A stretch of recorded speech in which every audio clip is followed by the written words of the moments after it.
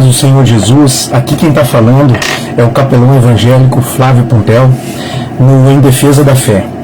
E fazia um tempo que a gente não fazia um vídeo, né? E agora no começo do mês nós tivemos o Dia Internacional da Mulher e nós vamos fazer um estudo, né? Uma reflexão sobre o tema Mulher na visão bíblica. Muito interessante esse tema aí, e vamos tentar ver qual é a posição, o que Deus fala sobre a mulher na palavra de Deus, tá bom? Mas antes de nós continuarmos, eu gostaria de ler um versículo para os meus amados irmãos, tá? Esse versículo, cadê? Vem cá, rapaz. Está em Romanos capítulo 2, versículo 2, que diz assim, e a gente vai poder fazer uma comparação com Colossenses: não se amoldem ao padrão deste mundo, mas transforme-se pela renovação da sua mente, para que sejam capazes de experimentar, comprovar a boa, agradável e perfeita vontade de Deus. Em Colossenses 2:8, tá? Diz que, eu vou até abrir aqui, para não ficar nas minhas palavras, não parafrasear, Colossenses 2:8, para eu não parafrasear, para colocar exatamente como está em Colossenses 2:8. Diz assim: tende cuidado para que ninguém vos faça presa sua, por meio de filosofias e vãs sutilezas, segundo a tradição dos homens, segundo os rudimentos do mundo e não segundo Cristo.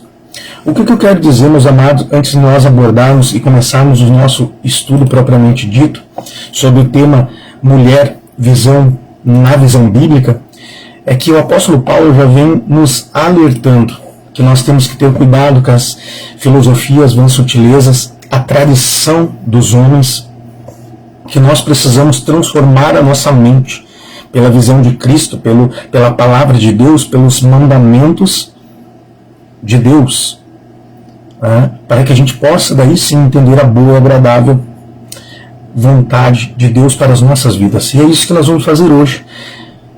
Você pode até não concordar, quem sabe, com muitas coisas nesse estudo, mas o que eu convido você a fazer é uma reflexão de tudo que vai ser passado aqui. Porque a gente vive num cristianismo hoje que ainda carrega muitas tradições dos homens.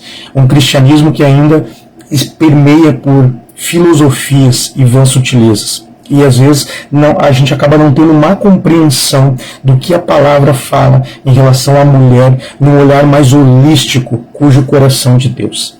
Tá bom? Então, começando o estudo, o tema é mulher, uma visão bíblica, né? E o versículo que vai abrir para nós esse tema é Gênesis 2:24. Portanto, deixará o homem o seu pai e a sua mãe, e apegar-se-á a sua mulher, e serão ambos uma só carne.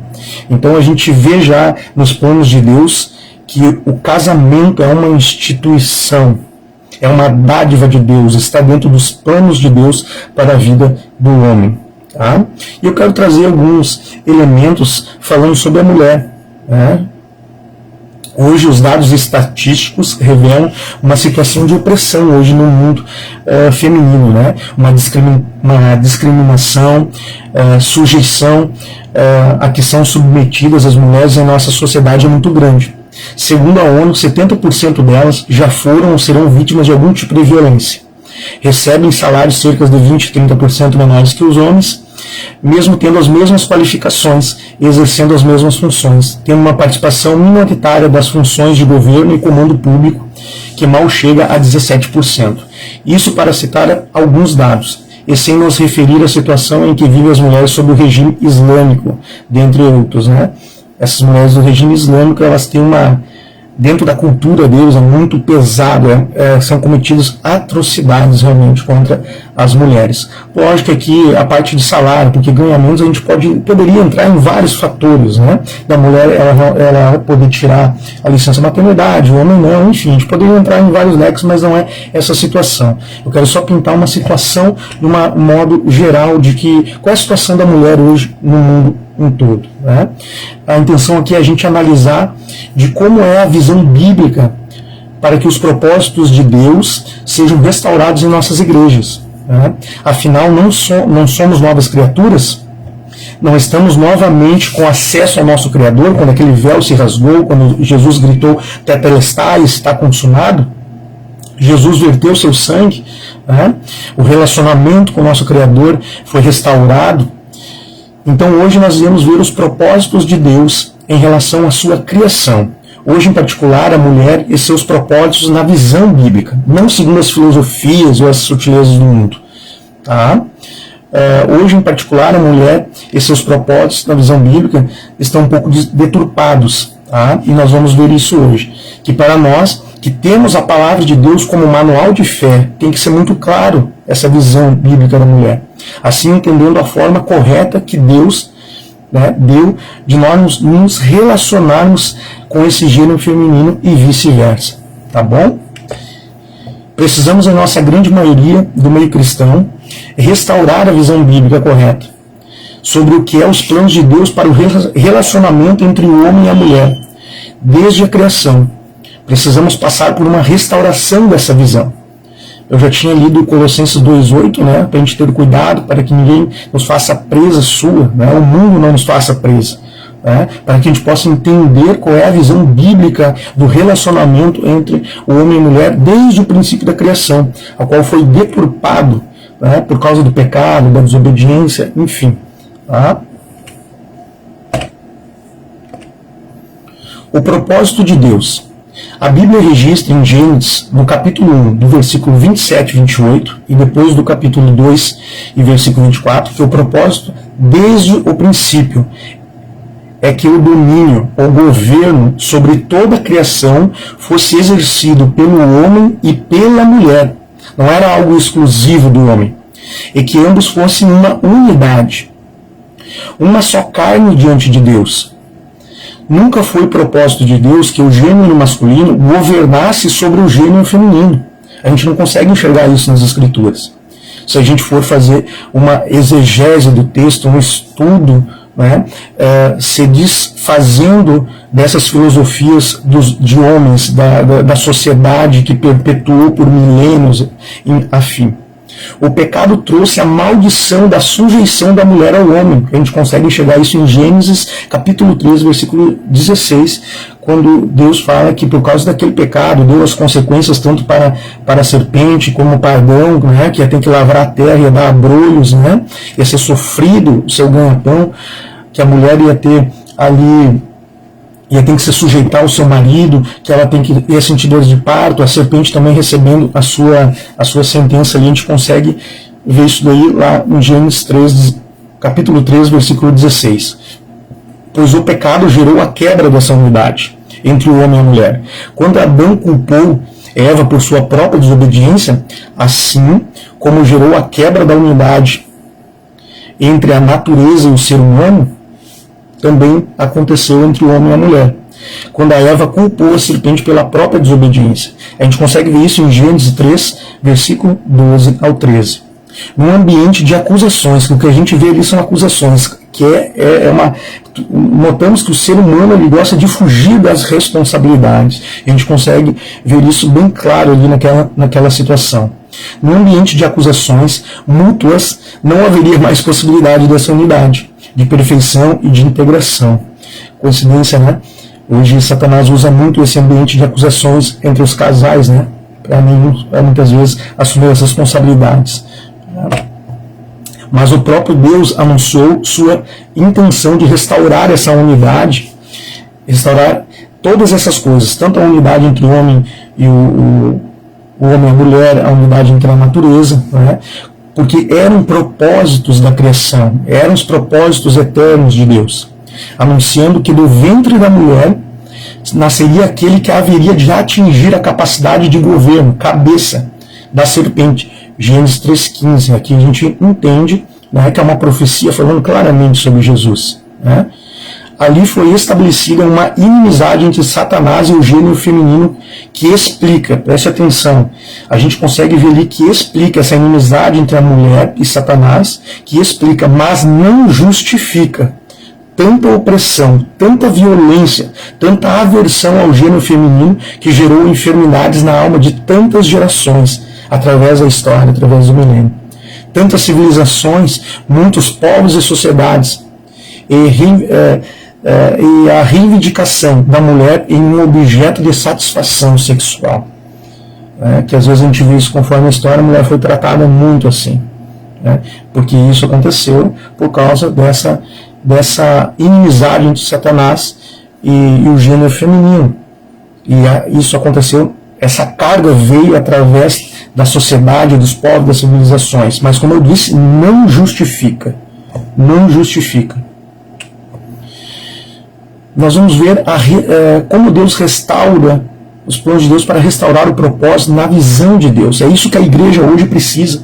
A igreja precisa, não só nesse contexto da visão bíblica da mulher, mas em outros e muitos outros, restaurar. Se somos novas criaturas, temos mentes transformadas, somos alertados pela palavra de Deus para não nos conformarmos com este mundo, para não seguirmos conforme este mundo, não deixar esse mundo fazermos a nossa mente ser presa deles com as filosofias, aqueles versículos que eu já li, porque isso faz, se a gente não se dá por conta e nos deixamos levar e não deixamos essa renovação acontecer, nós ficamos presos sim numa visão errada dos propósitos de Deus.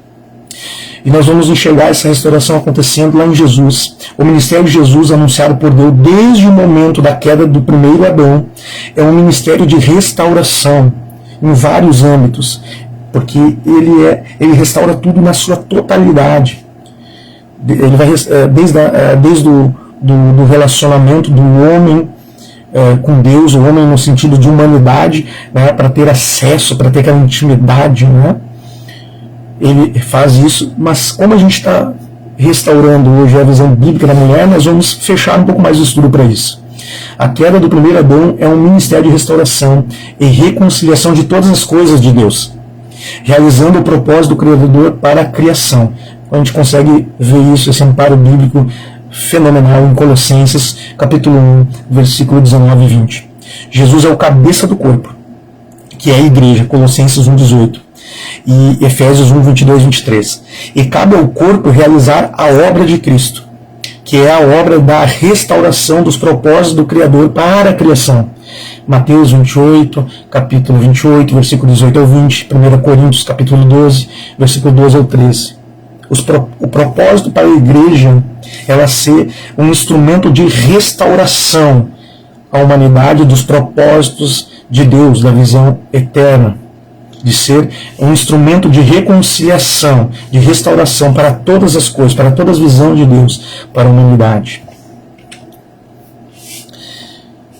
E a gente tem que cuidar isso porque a gente veio por causa Romanos 12, 2 e Colossenses 2, 8, a igreja, em muitos momentos, por vários contextos da sociedade, das suas épocas, ela não conseguiu permanecer numa visão bíblica equilibrada dentro da visão de que Deus realmente pensa e queria para esse relacionamento entre homem e mulher. E a gente vai ler as seguintes situações. A gente vai ver a inferioridade da mulher na igreja, isso hoje em dia e também na história. O apóstolo Paulo anunciou um princípio espiritual em Gálatas 3:28, afirmando que o homem e mulher são um em Cristo Jesus. Isso está perfeitamente de acordo com o ato da criação, como nós ouvimos. Quando a palavra diz que o homem e a mulher os criou à sua imagem e semelhança. Observe bem, os criou à sua imagem, plural, a imagem e semelhança. Gênesis 1:27. Ou seja, diante de Deus, homem e mulher são iguais. São iguais. Não há um maior ou outro menor. Não há um mais parecido ou um menos parecido com Deus, pois ambos são a imagem e semelhança do Criador. Guarde bem isso, amado, porque se não entendermos isso, a nossa visão do relacionamento com o nosso gênero oposto, no caso com a mulher, ou vice-versa, e vai estar deturpado, não vai estar dentro de uma visão bíblica. Vai estar penetrado, vai estar recebendo culturalmente algo que não colabora com a visão bíblica. A Bíblia registra diversas mulheres em seu papel e serviço ministerial. Entenda, meu amado, que você pode ter várias visões, você pode isolar vários versículos, pode entender de várias maneiras. E eu respeito a sua visão. Aqui eu estou fazendo esse estudo daquilo que eu entendo da palavra de Deus e que eu consegui harmonizar de Gênesis a Apocalipse, dentro da grandiosidade dos planos de Deus e da visão de Deus para com o homem, para com a humanidade, em relação à mulher, para com o homem em si. Então a Bíblia registra várias mulheres em seu papel ministerial no reino de Deus. Entre elas vamos destacar algumas. Miriam, a profetisa Êxodo 15:20, Débora, a juíza, Juízes 4:4, Jael, a guerreira, da estaca, Juízes 4:17, 21, capítulo 4, versículo 17 ao 21, Ana, a profetisa, Lucas 2:36, Febe, a trabalhadora da igreja de Sencreia, Romanos 16, versículo 1, Priscila, a discipuladora, Atos 18, versículo 24 a 26, e as 4 jovens filhas de Filipe, profetisas, em Atos 21, versículo 9, Trifena, Trifosa e Persíde, acho que eu li certo, as trabalhadoras para o Senhor, Romanos 16, 12, Ninfa, que hospedava uma igreja em sua casa, Filemão 1, 2, enfim, uma imensa variedade de mulheres exercendo vários ministérios no Velho e no Novo Testamento. A gente vê que a mulher ela não ficava totalmente à parte. Ela tinha um posicionamento muito ativo. E dentro da cultura judaica há esse posicionamento muito ativo. A gente vai ver em Provérbios, como a gente vai ver daqui a pouco, que Provérbios fala, quem é que aceitava Provérbios? Era o povo judeu. É o povo judeu que aceitava os profetas. Estava lá, as mulheres tinham alguns posicionamentos, ela não era totalmente, eram funções diferentes e algumas até eram compartilhadas. Tá bom? Essa mensagem por si só, ela é revolucionária, com o que a gente vê hoje no mundo, com essa distorção que a gente vê do mundo, no mundo em relação à mulher e às vezes até mesmo dentro das nossas igrejas. Ela destrói toda a cultura, toda a altivez do pensamento, toda a tradição. E olha que Colossenses 2,8 vem dizendo, cuidar com a tradição que se levanta para estabelecer o machismo e a sujeição da mulher ao homem. Aqui agora apareceu a primeira palavra machismo, cara, eu não sou feminista, eu não defendo o feminismo. A forma que o feminismo se apresenta no mundo, eu sou contra, eu sou cristão. Eu vivo a visão bíblica, então eu não defendo. Aqui eu estou falando de uma visão bíblica que eu entendo da palavra de Deus desde a criação sobre homem e mulher, tá bom? Só para deixar bem claro. Que se levanta para estabelecer o machismo e a sujeição da mulher ao homem. Mas, se é assim, por que a mulher assumiu um papel tão inferior na igreja? Começa a vir essas perguntas, Por que muitas denominações que dizem cristãs rejeitam o ministério feminino? Porque é fácil aceitar uma mulher diaconisa, mesmo que não exista um exemplo de uma diaconisa na Bíblia, mas não é fácil aceitar uma pastora, uma bispa, enfim. Porque durante tanto tempo a maior parte da igreja cristã relegou às mulheres o papel da presença invisível nos cultos, nas atividades religiosas, nas congregações e no meio do povo de Deus? E a gente sabe que isso realmente aconteceu. A gente sabe disso. E daí nós vamos tentar buscar isso um pouco. Por que isso, lógico, a gente já tem algumas respostas. Romanos 12, 2, Colossenses 2,8 responde muito disso. O sincretismo dentro da nossa visão cristã que provoca isso. Às vezes uma falta por causa desse sincretismo, da gente não querer se aproximar dos textos, de compreender, deixar o Espírito Santo abrir mais a nossa mente, a gente acaba tendo uma visão um pouco assim eu entendo da palavra de Deus, nos deixando com a visão um pouco limitada sobre o nosso relacionamento com o nosso gênero, com o nosso gênero inverso e com as nossas mulheres dentro das nossas igrejas. A falta de entendimento da igreja acerca dos propósitos, princípios estabelecidos por Deus, como uma leitura e uma interpretação distorcida, incompleta, influenciada pelo padrão comportamental de um mundo envolto numa cultura machista. Por que esse mundo foi envolto com essa cultura machista desde os primórdios do tempo? Consequência lá de Adão e Satanás, que nem eu falei, explica, mas não justifica, né? Numa cultura machista. Impediram que a igreja anunciasse o evangelho, tá, da restauração dos propósitos de Deus para um relacionamento entre homens e mulheres como uma unidade de Deus em Jesus Cristo e como herdeiros do governo sobre toda a criação. Essa falta de entendimento levou a que se trocasse o princípio por uma norma. Preste atenção, que se trocasse um princípio por uma norma, uma regra. E é isso que gerou todo o engano no meio do povo de Deus. Essa troca de não entender, de ficar em cima de uma regra, de normas que muitas vezes não eram os princípios de Deus, é o que levou todo esse engano, levou essa distorção de interpretação. Porque ela foi influenciada por causa da cultura, por causa dessas regras, o povo de Deus foi influenciado na interpretação. Ficou incompleta sobre essa interpretação dos propósitos de Deus, desde a criação, desse tema que a gente está abordando hoje. Paulo, falando às igrejas de Corinto e Éfeso, deu uma ordem expressa para que as mulheres se calassem, não participassem da liturgia dos cultos, que se pronunciasse apenas em casa, para seus maridos. Forte, né? Confrontar essa norma, essa regra de Paulo para essas duas igrejas com o princípio que ele mesmo anunciou à igreja da Galácia, de que em Cristo Jesus não havia distinção entre homem e mulher, poderia parecer uma contradição. Claro!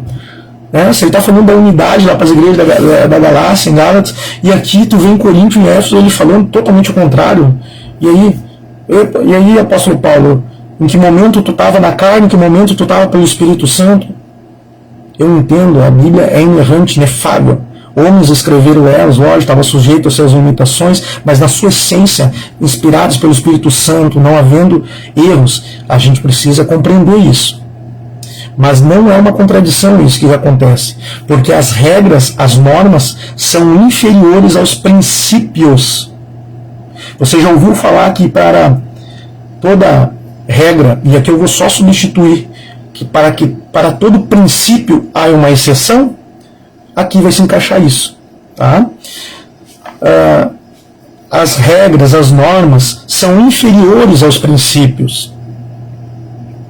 E a regra é estabelecida para ser aplicada em um caso, muitas vezes específico, numa situação específica, que foi o que aconteceu em Coríntios e Efésios, pela característica do que estava acontecendo nessas cidades. E nós vamos agora abordar, nós vamos entender isso. Não é que Paulo se contradição.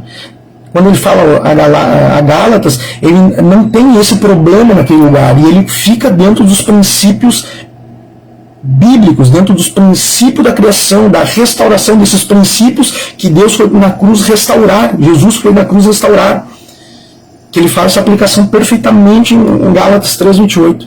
Mas em Coríntios e Éfeso, ele precisava trazer uma correção de algo que era uma necessidade particular naquele lugar. Isso porque Corinto não brilha muito no Coríntios, né? Não, é em Corinto.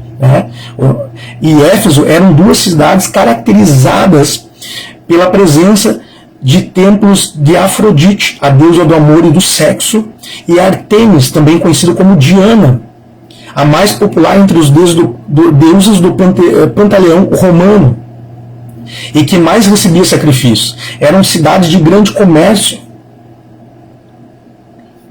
e que tinham esses templos, e grandes templos, aonde a Artemis, a Diana, é a mais popular. Ela representava a figura feminina selvagem, descomprometida com o lar e a família. Naquelas comunidades atuavam milhares de prostitutas cultuais, sacerdotisas cultuais, disseminando uma crença e uma cultura de superioridade da mulher sobre o homem e um comportamento de absoluta decadência moral e orgias sexuais. Então era um problema específico daquele lugar para a comunidade cristã que ali estava. Então Paulo, ele sai dos princípios e vai para a norma, para uma regra, até até Romanos 2, até Romanos 12, 2, surja efeito naquela congregação, que eles entendam que ele falou aos Gálatas. É isso que nós temos que entender. Ao ordenar que as mulheres não participassem da liturgia do culto naquelas igrejas cristãs, o apóstolo Paulo estava confrontando uma cultura estabelecida naquele lugar. Era cultural aquilo. Para os novos convertidos, entendeu? Eles achavam normal isso. E ele precisava fazer aquela comunidade, aquela congregação superar isso, superar essa visão. Ele precisava que eles transformassem a sua mente, para que eles pudessem conhecer a boa e agradável restauração de Deus para as suas vidas. É isso que Paulo está fazendo. Essa é a única forma adequada de a gente entender a aplicação de uma regra específica, aparentemente contraditória, com um princípio que o próprio apóstolo acreditava e anunciava, como fez em Gálatas 3:28. E outra coisa que a gente chama a atenção, que nós vamos fazer uma parte mais técnica de uma exegese aqui. Ademais, a palavra, entre aspas, autoridade, ela aparece 68 vezes no Novo Testamento. A tradução da língua original do Novo Testamento, do grego koiné, para o português, ela não contemplou a diversidade de conceitos semelhantes dessa palavra, englobando todos no mesmo vocábulo. Não sei se você já ouviu falar sobre amor. Nós temos filo, estorgê, ágape, que é o amor de Deus. São amores que são semelhantes, mas eles têm na sua etimologia, no original, escritas diferentes, porque eles personificavam, eles davam uma ideia diferente para cada amor. E isso vai acontecer também na palavra autoridade, que quando vem para o nosso português, a palavra afilion, estorgê, ágape, foi traduzido todas elas somente como amor, ficando ralo, ficando muito pobre a sua compreensão da palavra amor no Novo Testamento. Assim acontece também com a palavra autoridade. Ela tem variantes semelhantes, ao qual ela denota outras coisas dentro dessa palavra, só que para o português, quando foi transliterado, ficou somente autoridade. Isso podemos ver em 5 diferentes situações bíblicas, tais como em Mateus 7:29, ao se referir a, abre aspas, a autoridade, fecha aspas, que Jesus exercia. A palavra original utilizada foi erousia, se eu conseguir pronunciar correto, em grego. Aliás, a mais comum em todos os episódios que se referem e que receberam essa tradução. Mas presta atenção, já em Romanos 13, capítulo 13, versículo 3, ao se referir, abre aspas, a palavra autoridade, fecha aspas, dos governantes, comandantes e líderes, a palavra original é arskon. Viu como mudou? Mas é tudo traduzido como autoridade. Conota outro sentido. Em Mateus 20, 25 e Marcos 10, 42, como referência a, abre aspas, autoridade, exercida pelos políticos maiorais, a palavra original foi katerzosiazo. Peço perdão se eu não consegui pronunciar corretamente, né?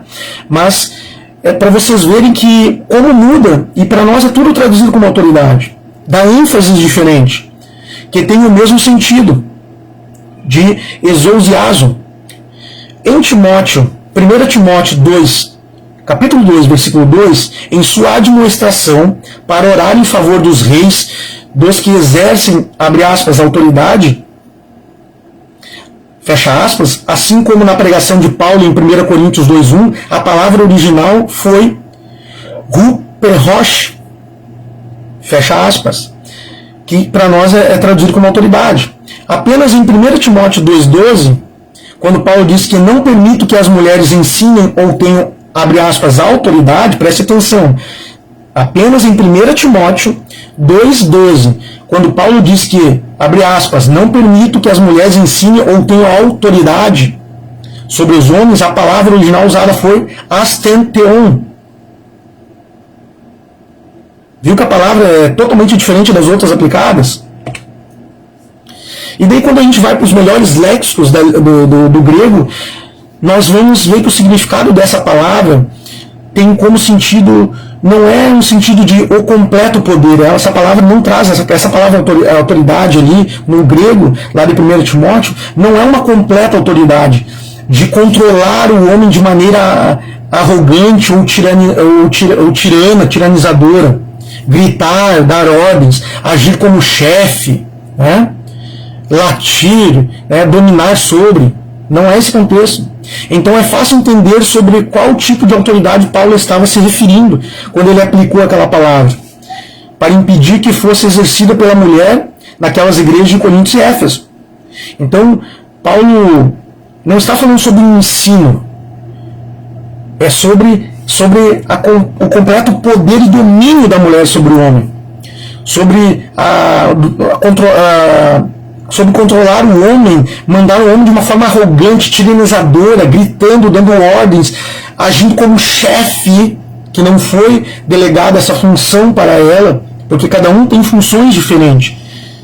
Dominar sobre o homem. Então, entendamos o contexto. Não era o contexto. Não era o contexto que Paulo queria aplicar. Paulo cria a parte que tem autoridade sobre o homem nessa explicação. E não sobre ensinar esse tipo de coisa.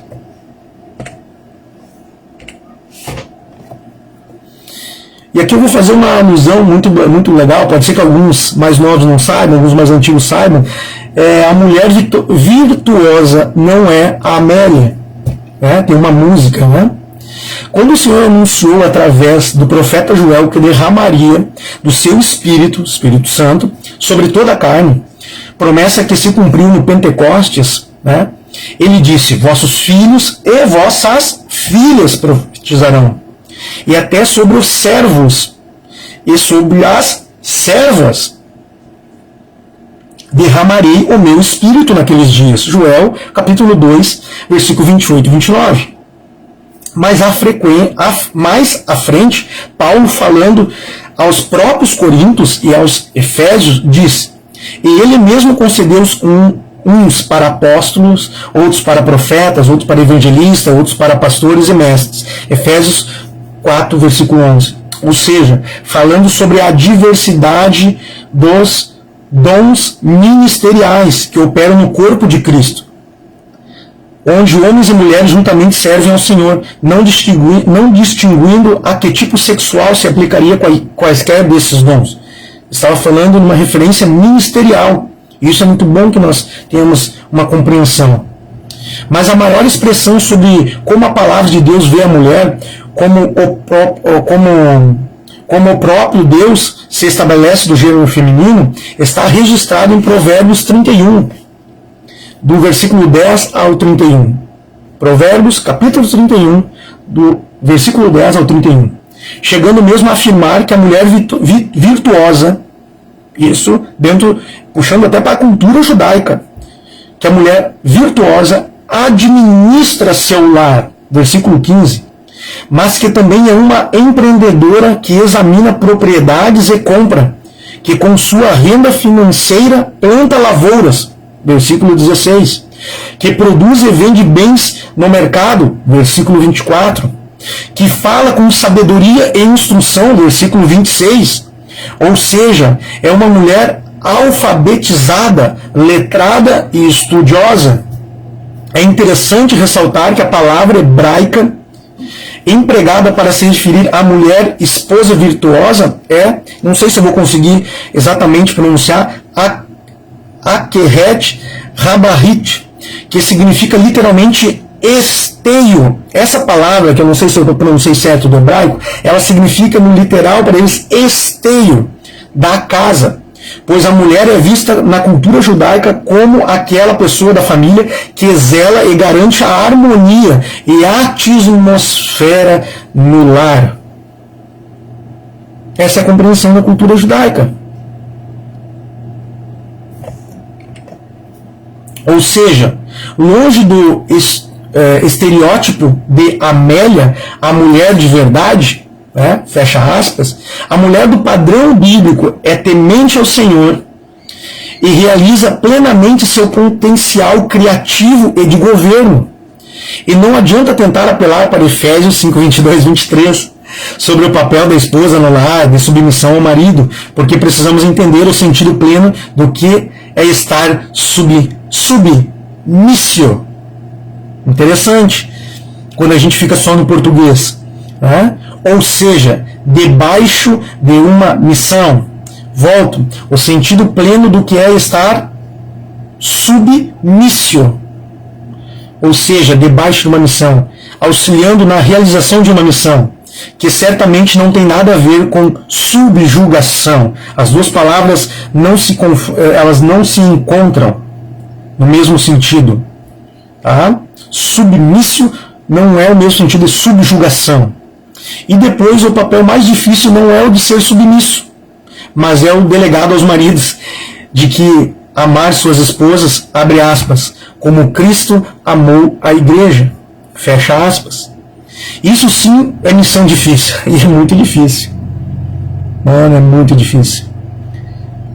O Espírito Santo tem que nos auxiliar muito, para que realmente a gente consiga amar nossas esposas como Cristo ama a igreja. Para que realmente a gente consiga cumprir esse versículo.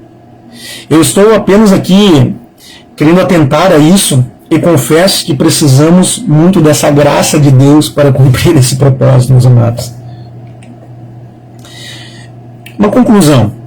Se a igreja não tivesse se deixado contaminar com a cultura dominante da época, né, dentro de cada civilização, que não é algo que é exclusivo lá da igreja primitiva, ali depois quando se formou a igreja em si mais organizada, né, até de outros povos mais atrás, até porque é interessante isso, que a gente implantou a história da igreja, vamos pegar a história da igreja e coloca essa submissão, se julga em cima da mulher, só que a gente vê em outras culturas que já não era bem assim, a ponto que na cultura egípcia, né, e outras culturas a mulher já tinha uma certa liberdade muito interessante de se estudar, mas isso aí a gente pode deixar para uma outra hora, ou você pode estar buscando sobre isso, tá bom? Que vai ser muito interessante, vai enriquecer o seu conhecimento. Né? Se a igreja não tivesse deixado contaminar pela cultura dominante da época, do mundo, pelas sutilezas, pelas tradições, né? E simplesmente anunciado o evangelho da restauração de todas as coisas, dos propósitos originais estabelecidos pelo Criador, não existiria eu creio que não existiria a necessidade nem desse movimento feminista aí que eu não apoio. Feminismo para mim é outra coisa. Feminismo é isso aqui que a gente falou na Bíblia, né, de esteio, esse tipo de coisa, né, e não disputa de poder entre gêneros, né, escondido através de uma bandeira de igualdade, tá? Mas não quero entrar nesse mérito aqui, tá? Não existia esse movimento, nem organizações ou movimento feminista, né, que nem eu estava falando. Talvez nem existisse tanta opressão feminina, que a igreja, né, por ter deixado se contaminar com essa cultura, perpetuou isso também, né? Mas quando a igreja cala sua voz profética, então vivemos a tragédia que estamos vendo se abater sobre as mulheres, e daí só resta a igreja libertar-se. O intuito desse estudo é fazer a nossa mente se libertar, ser transformadas. Por isso que eu abri com Romanos 12, 2, né, e Colossenses 2, 8. Para que a gente possa transformar, renovar, conhecer e experimentar a boa, agradável, perfeita vontade de Deus para as nossas vidas. Tá bom, meu amado? Espero que tenha contribuído esse estudo. Na dúvida, manda um direct. Né? Mas você pode, que nem eu disse, eu no mundo cristão, por causa desse contaminar cultural, tem muito isso ainda impregnado. Mas que se você não concorde, pelo menos reflita nisso que eu falei. A gente respeita a liberdade de expressão, a gente respeita o pensamento de cada um. Aqui foi colocado um pensamento, e eu tentei, dentro da minha cosmovisão, que eu tento uma cosmovisão bíblica, não estou nisso, quando eu estou falando isso, não estou afrontando que a sua cosmovisão não é bíblica, né? Mas eu estou tentando harmonizar muito melhor sobre a questão dos propósitos, da restauração dos propósitos originais estabelecidos pelo nosso Deus maravilhoso, né? Nosso Yeshua HaMashiach, né? que desceu e manifestou entre os homens aí, né, e verteu o seu sangue, comprou, o próprio Deus comprou o seu povo com o seu próprio sangue. Amém? Que Deus abençoe você, que esse estudo sirva para que a gente possa conhecer e experimentar, transformar, libertar a nossa mente, principalmente nós como igreja. Amém, meu amado? Que Deus abençoe você e até a próxima. Shalom Adonai.